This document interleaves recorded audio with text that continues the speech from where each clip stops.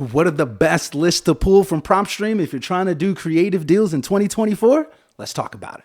All right, so guys, we've been doing a lot more creative deals in 2023, and going into 2024, I just wanted to kind of go through like the highest performing list, like actually based off the data, actually based off the closings that we did this year.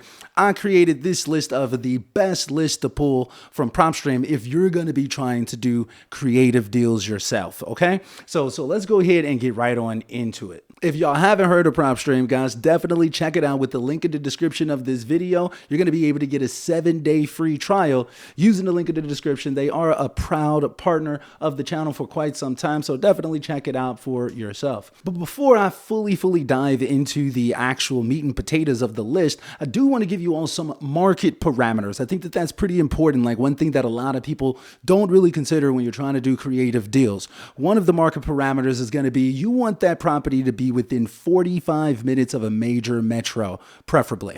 Next is going to be that property should be the average sale price in that area where the property is should be somewhere between $250,000 to $500,000. That's going to ensure that you're getting a sizable spread and you're not over leveraging yourself with super expensive properties or not making any money with these super low cost properties. And then lastly, you also want to make sure that you stay away from condos and HOAs. Typically, those are going to be harder to sell due to restrictions, et cetera, et cetera. You want this thing to kind of flow like McDonald's. So I just wanted to kind of give you all some tips before we even go into the list, just so you know like the base level parameters before I would even step into PropStream and start trying to pull a list. So let's get back over to the software though. All right, so we're over here on PropStream, and the first list that I want to show you all how to pull is going to be a low equity, low interest property. All right, so these low equity and low interest deals are going to put you in great position to be able to do some sub 2 deals. So over the past 5-7 years, a lot of people were able to get super low interest rates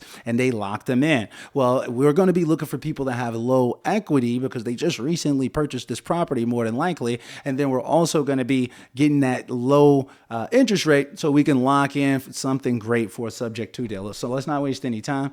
We're going to go into the filters. And like I said, I'm going to go ahead and exclude any HOAs, and I'm going to say that these are residential properties only. We're going to go over here to the valuation and equity info, and I'm going to go ahead and max this out at about 30%, I would say.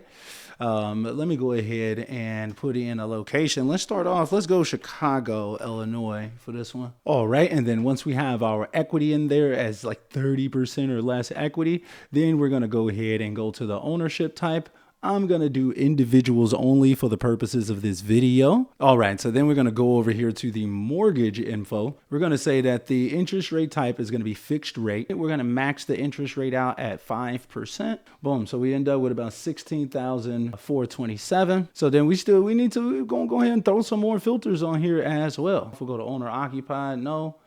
Boom. So here we go. We got 3,000 unique properties. It's not owner occupied, residential properties only. We're excluding HOAs, individual types, property owners, 30% or less estimated equity, 5% or less interest rate, fixed rate interest rate types only, and free and clear properties, we're excluding those. So you can go inside of here, guys, and kind of play with this as much as you want to or whatever. I kind of just want to give you an example of what I would pull if I was looking for a quality sub 2 deal. That's the first way that I'm going to show you. All right, so let's reset. And now the next list that I'm going to show you all is how to pull a low interest pre-foreclosure lead. This is going to be another great list for sub 2 deals. With the pre-foreclosures, you would basically want to pay off any missed payments that they've had, and then you take over that new low interest rate. That's what you would be selling to your buyers if it weren't you actually pulling this list for yourself. All right, so to actually get that pre-foreclosure list, we're going to make this super simple. PropStream has these quick list choices right here. For this list, we're going to actually just click on pre-foreclosures to begin our search. Boom, now that brings us down to 7,882 leads. And then next, we're going to go ahead and go over here to the mortgage information. Once again, we're going to say that we have a max of a 5% interest rate. We could say that it is a fixed interest rate, just because those are going to be easier to sell. We'll exclude free and clear properties. We got 735 properties remaining. This is going to be a solid list right here. Pre-foreclosures with a decent interest rate. If you can lock that in, there's going to be a solid amount of buyers looking for these deals, especially if you follow the parameters that I gave you early in the video. All right, so when we put in our last filters of residential properties, I'm going to go single families only, and then excluding HOAs. I can add in multifamilies and apartments as well inside of here, just so we can kind of stock this a little bit more. We've got about 496 people. And like I said, guys, you kind of got to play with these filters on your own accord, see what's going to make the most sense in your area.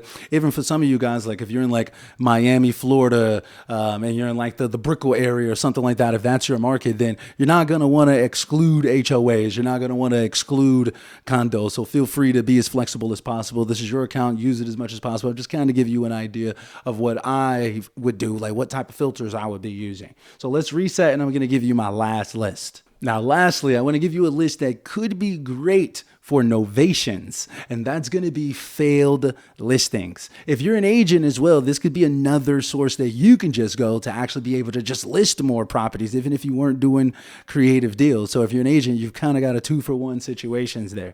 Okay, so to get a list of failed listings, once again, what we're going to do is that we're going to go over here to the quick list choices that PropStream provides us, and we're going to click on failed listings. See, this is why I rock with PropStream. They make the job super, super easy to get that quick quality data. So on PropStream, we got over 46,000 failed listings just in Chicago, Illinois alone. So what I'm going to do, now that I've got the total list, I want to go ahead and put some filters on this list. So if it's a failed listing, but not only that, it's vacant, that brings us down to like 2,174. That's probably a solid list right there.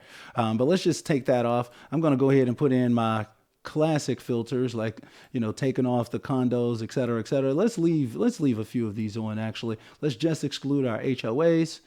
And then let's go down to ownership info. I'm going to say individuals only, and bang, look, we're down to a list of about 14,000 people. So that's still a solid quality list. You can get a lot of traction with something like this. You can go ahead and say that it's vacant, 763 leads. You can go ahead and say that it's not owner occupied. You still got 6,000 leads there, guys. So, guys, like y'all see, all y'all got to do, get inside of PropStream, actually play with it for yourself if you haven't actually tried it. But I hope that this video helps you. I hope that it gives you an idea of like what you could actually do with the software. Let me know if you found this video helpful. Drop me a comment down below. Check out PropStream with the link in the description as well. And guys, I'm not going to hold you, man. I'm going to go ahead and let y'all get up out of here. But if y'all want to see more video breakdowns where I'm giving you like a full tutorial of how to use PropStream and so on and so forth, like other best lists and things of that nature, check out this video right here.